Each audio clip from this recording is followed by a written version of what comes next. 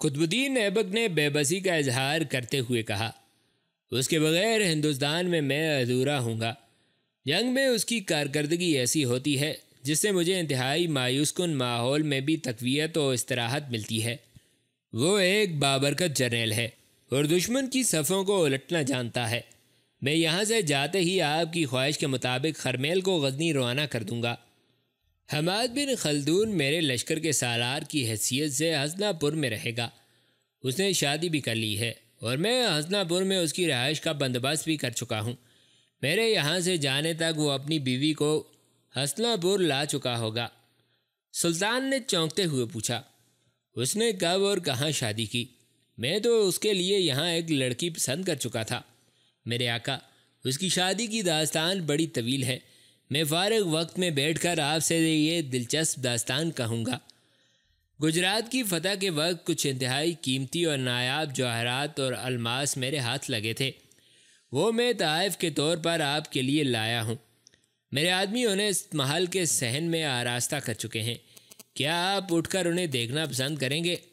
سلطان کھڑا ہوتا ہوا بولا، میں ضرور دیکھوں گا، تم ہندوستان سے کیا لائے ہو؟ پھر سلطان ملاقات کے کمرے سے اٹھ کر وہاں بیٹھے ہوئے اپنے سب زعماء کے ساتھ اپنے قصر کے صحن کی طرف جا رہا تھا۔ آدھی رات کا وقت تھا، کائنات کی ہر چیز خدا کی عنایت کردہ رات میں محو استراحت تھی، ہر سمت خاموشی تھی۔ اچانک ابو الفتح کی حویلی کے جس کمرے میں رتنا سوئی ہوئی تھی اس سے مہیب اور ہیبتناک چیخ بلند ہوئی۔ پھر چند لمحوں کے وقفے کے بعد یوں لگاتار رتنا کی چیخیں بلند ہونے لگی تھیں جیسے کوئی بڑے وحشیانہ پن سے اس کا گلا گونڈ کر اسے ختم کر دینے کی کوشش کر رہا ہو۔ ابو الفتح اور عائشہ دونوں اپنے کمرے سے نکل کر رتنا کے کمرے کی طرف بھاگے تھے۔ ان کے پیچھے پیچھے خلدون بھی باہر آ گیا تھا اور وہ تینوں مل کر رتنا کے کمرے کا دروازہ کھٹکھٹانے لگے تھے، لیکن رتنا کی طرف سے کوئی جواب نہیں آ رہا تھا اور چیخیں اس طرح بلند ہو کر ماحول کو وحشتناک بنا رہی تھیں۔ تھوڑی دیر بعد حسن اور سعدیہ بھی اپنے کمرے سے نکل کر بھاگتے ہوئے وہاں آ گئے۔ حسن نے گھبراہٹ میں خلدون سے پوچھا، یا ابھی کیا ہوا؟ رتنا بہن کے کمرے سے یہ چیخیں کیسی بلند ہو رہی ہیں؟ خلدون نے بوکھلائی ہوئی آواز میں کہا، کچھ سمجھ نہیں آ رہا بیٹے، خبر نہیں کیا ہوا۔ حسن آگے بڑھا اور دروازے کو اپنے دونوں ہاتھوں سے پیٹنے لگا، لیکن رتنا کی طرف سے کوئی جواب نہ ملا اور اس کی چیخیں پہلے کی طرح بلند ہوتی رہیں۔ ابو الفتح نے اپنی کپکپاتی اور لرزتی آواز میں کہا، حسن دروازے کو توڑ دو بیٹے، میرا دل ڈوب رہا ہے، نہ جانے رتنا کو کیا ہوا ہے، اسے اگر کچھ ہو گیا تو ہم حماد کو کیا جواب دیں گے؟ حسن پیچھے ہٹ کر آیا، زور سے اپنا شانہ دروازے کو مار کر اس نے دروازہ توڑ دیا۔ دروازے کے دونوں پٹ فرش پر گر گئے تھے اور وہ سب رتنا کے کمرے میں داخل ہو گئے۔ اندر رتنا اپنے بستر پر لیٹی ہوئی تھی اور اس کے منہ سے لگاتار چیخیں نکل رہی تھیں۔ خلدون نے آگے بڑھ کر رتنا کا سر پکڑ کر ہلاتے ہوئے کہا، رتنا میری بیٹی کیا ہوا؟ رتنا اسی طرح لیٹی رہی تاہم اس کی چیخیں بند ہو گئی تھیں۔ خلدون نے اس کا سر پکڑ کر پھر ہلایا، رتنا اٹھو میری بیٹی، کیا ہوا تمہیں؟ رتنا چیخ مارتی ہوئی اٹھی اور خلدون سے لپٹ کر رونے لگی۔ خلدون نے اس کے سر پر ہاتھ پھیرتے ہوئے پوچھا، تمہیں کیا ہوا میری بیٹی؟ کچھ تو بولو۔ رتنا خلدون سے علیحدہ ہوئی، بڑے پریشان حال میں اس نے اپنے ارد گرد کھڑے ابو الفتح، عائشہ، حسن اور سعدیہ کو دیکھا، پھر وہ اپنے آنسو پونچھتے نہ جانے کن سوچوں میں کھو گئی تھی۔ عائشہ آگے بڑھی اور رتنا کے ساتھ بیٹھ گئی اور اسے اپنے ساتھ لپٹاتے ہوئے پوچھا، کیا ہوا بیٹی، تم بولتی کیوں نہیں؟ سعدیہ بیچاری رتنا کے پیچھے بیٹھ کر اس کے شانے آہستہ آہستہ اور ہلکے سے دبانے لگی تھی۔ رتنا سنبھلی اور پھر اپنی کپکپاتی آواز میں اس نے کہا، ممانی میں نے ایک خواب دیکھا تھا، بڑا بھیانک اور ہولناک خواب، وہ کسی تکلیف اور دکھ میں ہے۔ ممانی میں نے ان کے متعلق بڑا تکلیف دہ خواب دیکھا ہے۔ ابو الفتح نے آگے بڑھ کر رتنا کے سر پر ہاتھ رکھتے ہوئے پوچھا، رتنا میری بیٹی کیا تم نے حماد کے متعلق خواب دیکھا ہے؟ رتنا کا غمگین چہرہ جھکا رہا اور اس نے اس بات میں سر ہلاتے ہوئے کہا، ہاں ماموں۔ اس بار خلدون نے اپنی لمحہ بلمحہ پریشان ہوتی آواز میں کہا، بیٹی تم نے حماد کے متعلق کیسا خواب دیکھا ہے؟ جلدی بتاؤ، تمہاری باتوں نے مجھے پریشان کر دیا ہے۔ رتنا سنبھلی اور پھر اس نے کہا، یا ابھی میں نے ایک ویران اور سنسان جنگل میں دیکھا جس کے اندر آگ اور خون کا ایک ہولناک سمندر ٹھاٹھے مار رہا تھا۔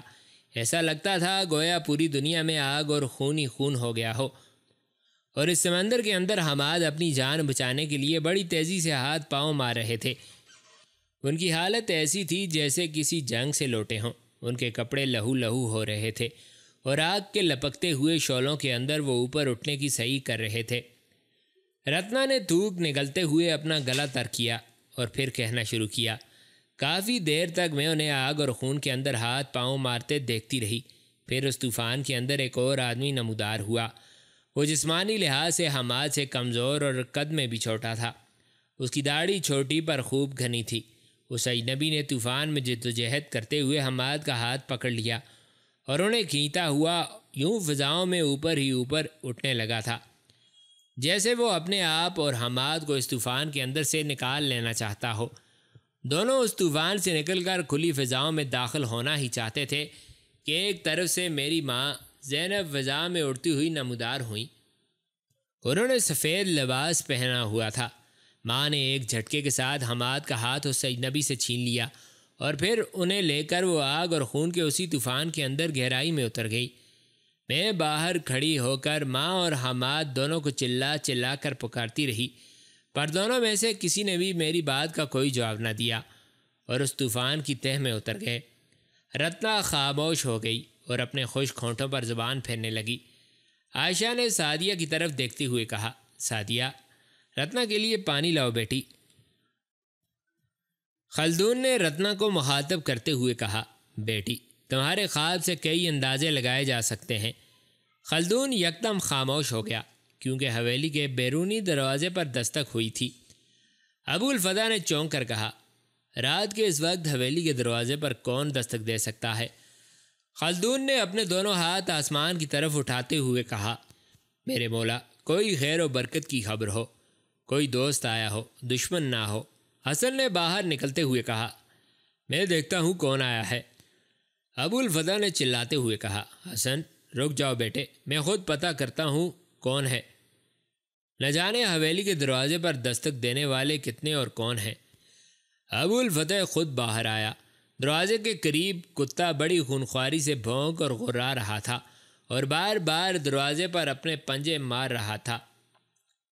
حویلی کی سیڑھیوں پر کھڑے ہو کر ابو الفتح زور زور سے پکارنے لگا، شرف الدین، شرف الدین۔ استبل کی طرف سے شرف الدین کی آواز سنائی دی، جی مالک۔ ابو الفتح نے بڑی شفقت میں کہا، کتے کو باندھ کر دیکھو دروازے پر کون دستک دے رہا ہے۔ شرف الدین نے فوراً کتا باندھ کر دروازہ کھول دیا اور اندھیرے میں گھوڑے پر سوار کوئی حویلی کے اندر داخل ہوا تھا۔ ابو الفتح کی آواز کے جواب میں شرف الدین نے کہا، آقا حماد آئے ہیں۔ ابو الفتح فوراً سیڑھیاں اتر کر آگے بڑھا۔ حماد گھوڑے سے اتر گیا اور شرف الدین اس کا گھوڑا استبل کی طرف لے گیا تھا۔ ابو الفتح نے آگے بڑھ کر حماد کو اپنے ساتھ لپٹاتے ہوئے کہا، بڑے اچھے وقت پر آئے ہو بیٹے۔ ابھی ابھی رتنا نے تمہارے متعلق ایک خواب دیکھا ہے جسے سن کر گھر کا ہر آدمی پریشان ہے اور جاگ رہا ہے۔ جلدی کرو، میرے ساتھ اندر آؤ۔ ابو الفتح نے حماد کا ہاتھ پکڑ لیا اور دونوں حویلی کی سیڑھیاں عبور کر کے اس کے کمرے کی طرف بڑھے۔ ابو الفتح حماد کا ہاتھ پکڑے اس کمرے میں داخل ہوا اور خوشی کا اظہار کرتے ہوئے کہا، آپ لوگ غم نہ کریں، جس کے لیے آپ پریشان ہو رہے ہیں میں اسے ہی لے آیا ہوں۔ خلدون اور حسن بھاگ کر باری باری حماد سے بغلگیر ہوئے۔ عائشہ بھی اٹھی اور ایک ماں کی طرح حماد کی پیشانی چومتے ہوئے اسے پیار کیا۔ حماد کو دیکھ کر رتنا کی ساری پریشانی جاتی رہی اور وہ پرمسرت انداز میں اٹھ کھڑی ہوئی تھی۔ ابو الفتح نے پلنگ کی طرف اشارہ کرتے ہوئے حماد سے کہا، پلنگ پر بیٹھو اور ہمیں ایک خواب کی تعبیر بتاؤ۔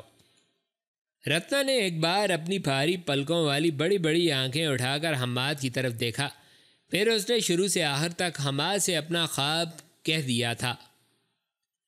رتنا جب خاموش ہو گئی تو خلدون نے کہا، حماد بیٹے، آپ اس خواب کی تعبیر کہو۔ کیا تمہارے ساتھ کوئی ایسا واقعہ گزرا ہے جس کا تعلق اس خواب سے ہو؟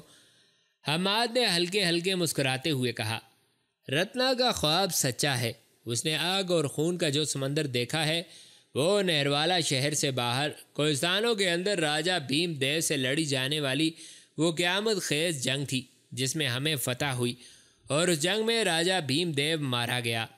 رتنا نے جو اجنبی دیکھا تھا، جس نے مجھے اس آگ اور خون کے طوفان سے اوپر اٹھا لے جانے کی کوشش کی تھی، وہ قطب الدین ایبک تھا، جس نے اس جنگ کے بعد مجھے نہروالا کا حاکم مقرر کر دیا، پر میں نے انکار کر دیا، اور میری ماں کا مجھے قطب الدین سے چھین کر آگ اور خون کے طوفان کے اندر لے جانا اس بات کی علامت ہے کہ میرا فیصلہ درست تھا۔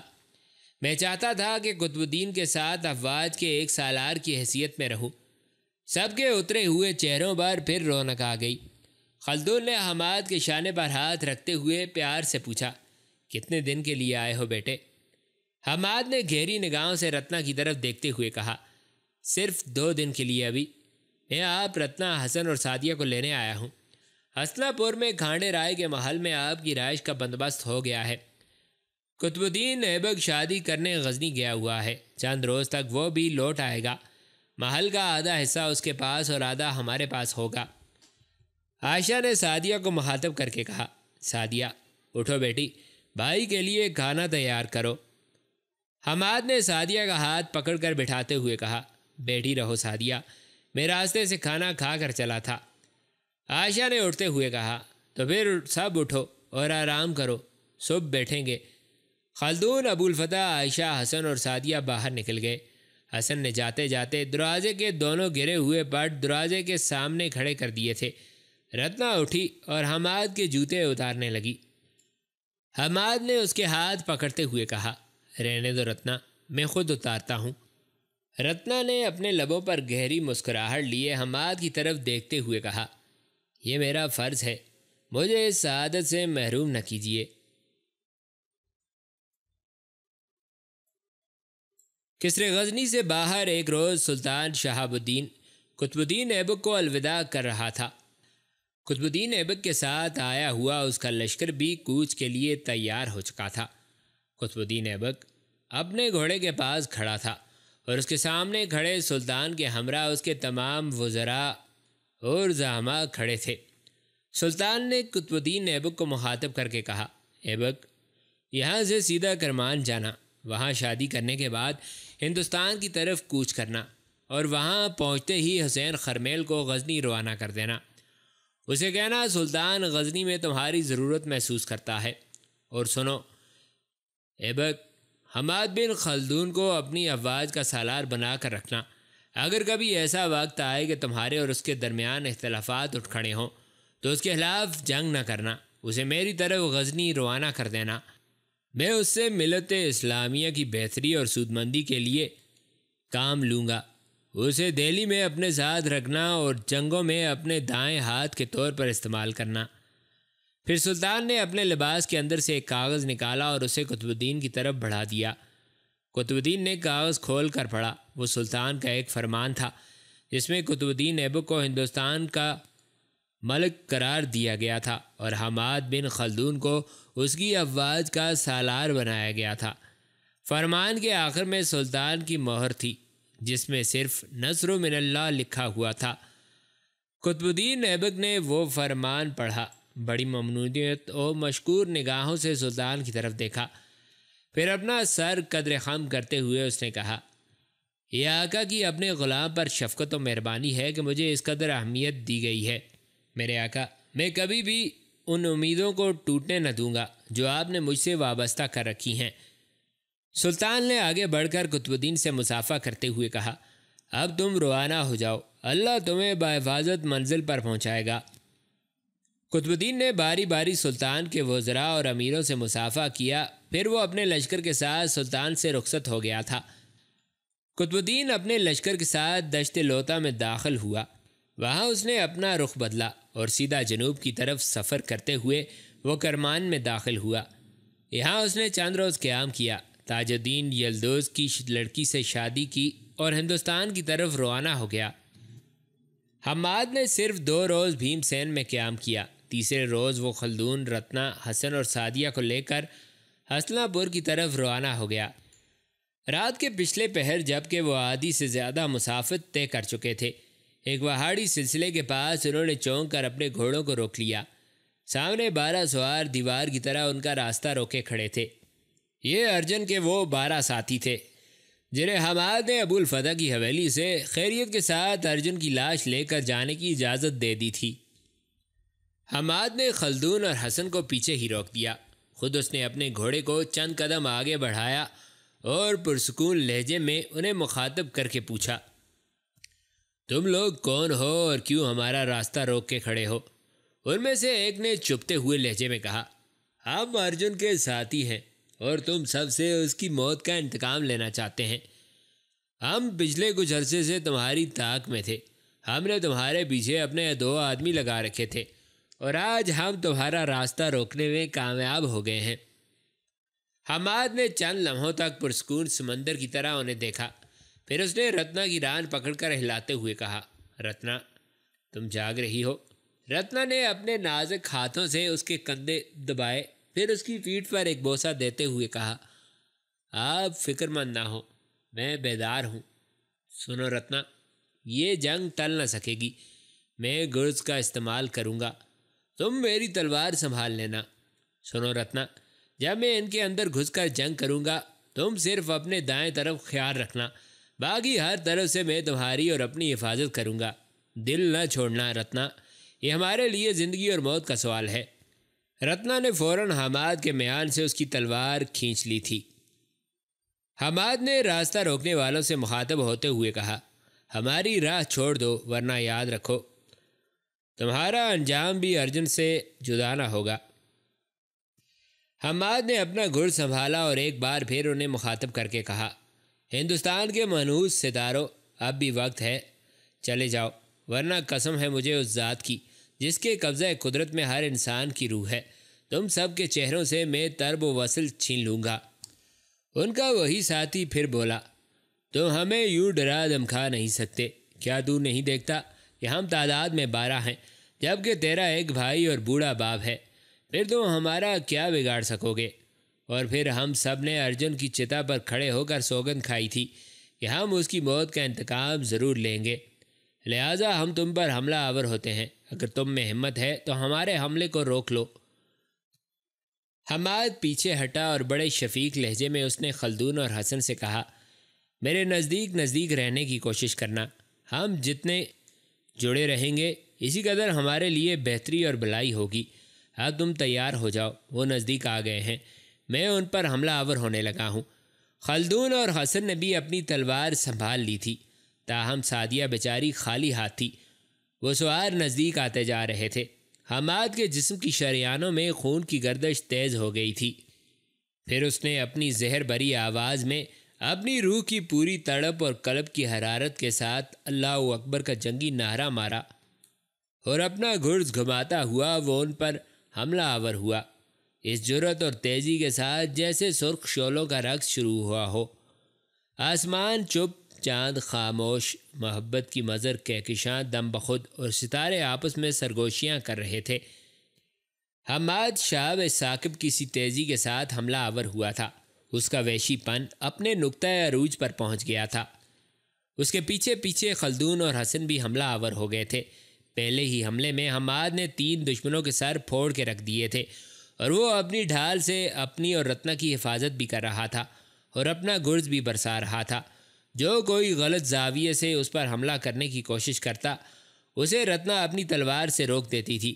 اچانک فضا میں سعدیہ کی چیخ بلند ہوئی تھی، وہ کسی کی تلوار کا شکار ہو کر گھوڑے سے گر گئی تھی۔ حسن جب اس کی طرف متوجہ ہوا تو اس پر ایک ساتھ 3 تلواریں برسیں اور وہ بھی زمین پر ڈھیر ہو گیا۔ خلدون ان پر حملہ آور ہونے والوں کی طرف بڑھا اور ان کی پشت سے حملہ کر کے ان میں سے 2 کی گردنیں کاٹ دیں۔ اتنی دیر تک حماد 2 اور دشمنوں کو ٹھکانے لگا چکا تھا۔ اچانک ایک جوان نے خلدون کی پشت سے حملہ کیا اور خلدون کا جسم 2 حصوں میں کاٹ دیا۔ فضا کے اندر بوڑھے خلدون کی کراہ آمیز بھیانک آواز بلند ہوئی تھی اور اس کی لاش گھوڑے سے گر گئی تھی۔ حماد نے اپنے باپ کو قتل ہوتے دیکھ لیا تھا۔ اس نے گھوڑے کو بھرمی کے عالم میں ایڑ لگائی اور اس جوان کے سر پر جا پہنچا جس نے خلدون کو قتل کیا تھا۔ حماد کا گرز اس کے سر پر پڑا اور اس کا خود اس کے سر کے اندر دھنس گیا تھا۔ پھر گھوڑے سے گر کر اس نے دم توڑ دیا۔ اب حماد کے سامنے 4 دشمن رہ گئے تھے جو اب ذرا پیچھے ہٹ کر آپس میں صلاح مشورہ کر رہے تھے۔ شاید وہ اندازہ لگانے کی کوشش کر رہے تھے کہ اس خطرناک اور زہریلے دشمن پر کس طرف سے حملہ آور ہو کر قابو پایا جا سکتا ہے۔ حماد نے پیچھے ہٹ کر کھڑے ان 4 کو اپنی شوریلی آواز میں مخاطب کرتے ہوئے کہا، تم نے دیکھا تمہارے ساتھیوں کا انجام کیا ہوا؟ ان میں سے ایک بولا، تم نے اپنے باپ، بھائی اور اس کی بیوی کا انجام نہیں دیکھا؟ حماد نے دھوک نگلتے ہوئے کہا، ویسا ہی انجام تمہارا بھی ہوگا۔ میں تمہارے جسموں پر اپنے گرز سے ایسی مرصع کاری کروں گا کہ تم اپنی ساری نفرت اور بدی بھول جاؤ گے۔ وہ 4 ایک دوسرے سے علیحدہ ہوئے اور حماد کے چاروں طرف پھیل کر اس کا گھیراؤ کرنے کی کوشش کرنے لگے۔ حماد نے اسے اپنے لیے خطرناک سمجھا۔ اس نے چند قدم اپنے گھوڑے کو آگے بڑھایا، ایسے انداز میں جیسے قدرت کے خوشپوش عناصر بھٹکے قافلوں کے ناخدا بن کر فضاؤں کے اندر تیر گئے ہوں۔ یکدم حماد نے اپنے گھوڑے کا رخ دائیں طرف موڑ لیا۔ پھر وہ ایسے حریفانہ جذبے کے ساتھ ان پر ایک سیلاب کے ریلے کی طرح حملہ آور ہوا تھا۔ اس کا گرز نکارے کی چوٹ جیسی آواز پیدا کرتا ہوا ایک دشمن کے خود پر پڑا اور اسے بے جان کر دیا۔ باقی تینوں اپنی اپنی سم سے اپنے گھوڑوں کو ایڑ لگا کر حماد پر حملہ آور ہوئے۔ حماد اپنی پوری پھرتی اور جفاکشی سے پھر مڑا اور عجیب سی جہاں سوزی اور تباہکاری کے ساتھ اس نے ان کے سامنے اپنا دفاع کر کے سنگ و وحشت جیسے جارحانہ حملے شروع کر دیے تھے۔ اچانک فضا میں یکے بعد دیگرے 2 ایسے دھماکے ہوئے گویا سنسان رات کی چپ میں ہزاروں ٹوٹنے والی زنجیروں کی شورش و خروش پیدا ہوا ہو۔ حماد کا گرز 2 اور کے سروں پر باری باری پڑا تھا اور وہ اپنے گھوڑوں سے گر کر دم توڑ گئے۔ ان کا آخری ساتھی اپنے گھوڑے کو ایڑ لگا کر بھاگ کھڑا ہوا۔ حماد نے اپنے گھوڑے کو ایڑ لگا کر اس کا پیچھا کیا۔ اس کا گھوڑا نتنیں پھڑپھڑاتا اور ہنہناتا ہوا اس تیزی سے بھاگا کہ اس نے چند قدم پر ہی اسے جا لیا۔ حماد نے پشت کی طرف سے اس پر اپنا گرز برسایا اور اسے بھی زمین پر ڈھیر کر دیا۔ اس کے بعد اس نے اپنا گھوڑا اس جگہ لایا جہاں جنگ ہوئی تھی۔ دونوں نے مل کر خلدون، حسن اور سعدیہ کی لاشوں کو ایک جگہ جمع کر دیا تھا۔ اچانک رتنا کسی رکے ہوئے لاوے کی طرح پھٹ پڑی اور خلدون، حسن، سعدیہ کی لاشوں پر گر گر کر وہ بیچاری دھاڑے مار مار کر رونے لگی تھی۔ حماد کی آنکھوں سے بھی آنسو بہہ نکلے تھے۔ وہ ایک ٹیلے کے قریب نرم جگہ دیکھ کر اپنے کلہاڑے کی مدد سے گڑھا کھودنے لگا تھا۔ اس کی آنکھوں سے آنسو گر رہے تھے اور وہ ان تینوں کے لیے قبر کھود رہا تھا۔ رتنا روتی بھی جا رہی تھی اور حماد کا ہاتھ بھی بٹا رہی تھی۔ جب قبر تیار ہو گئی تو حماد کی آنکھوں سے اچانک آنسوؤں کا سیلاب بہہ نکلا۔ وہ بیچارہ سسک پڑا تھا، تاہم رتنا کا خیال کرتے ہوئے اس نے اپنی ہچکیوں کو گلے میں ہی دبا لیا۔ رتنا اس کی حالت دیکھ کر اور زیادہ پس کر رہ گئی تھی اور قبر سے لپٹ کر زار و قطار رونے لگی تھی۔ حماد نے بہتے آنسوؤں میں فاتحہ کہی، پھر روتی آواز میں رتنا سے کہا، رتنا اٹھو چلیں۔ رتنا نے کوئی حرکت نہ کی اور قبر سے لپٹ کر اسی طرح روتی رہی۔ حماد نے آگے بڑھ کر اسے اپنے دونوں بازوؤں میں اٹھا کر اپنے گھوڑے پر بٹھایا۔ پھر وہ رکاب میں پاؤں جما کر خود بھی گھوڑے پر بڑی بے دلی سے سوار ہوا اور اسے ایڑ لگا دی۔ رتنا حماد کی چھاتی سے لپٹ کر ہچکیوں اور سسکیوں میں رو رہی تھی۔ حماد کے آنسو تیز ہوا میں لہراتے رتنا کے بالوں پر گر رہے تھے اور گھوڑا دہلی کی طرف جانے والی تنگ مٹیالی اور بل کھاتی ہوئی پگڈنڈی پر سرپٹ دوڑ رہا تھا۔